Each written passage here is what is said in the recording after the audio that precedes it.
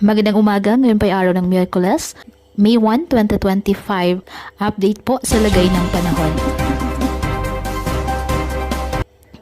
Ayon sa Pag-asa, nalusaw na po ang minomonitor na low pressure area na malapit sa katubigan ng Mindanao. Magpapatuloy pa rin po ang mga pag-ulan, dala ng thunderstorms, lalo na po tuwing hapon at gabi sa Palawan at Mindanao. Dahil po yan sa Intertropical Convergence Zone.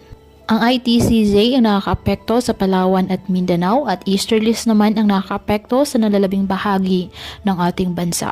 Ang easterlies po ay mainit na hangin na nagmumula sa dagat, Pasipiko.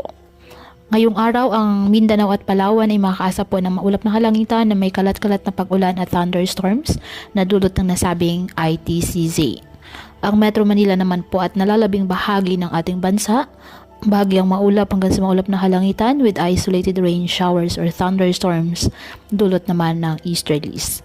Paalala, posible pa rin mga pagbaha at pagguho ng lupa, lalo na kapag may severe thunderstorms. Kaya patuloy po na mag-ingat at ugaliin po na magdala palagi ng payong o kahit anumang panangga sa ulan sa tuwing lalabas ng ating mga tahanan.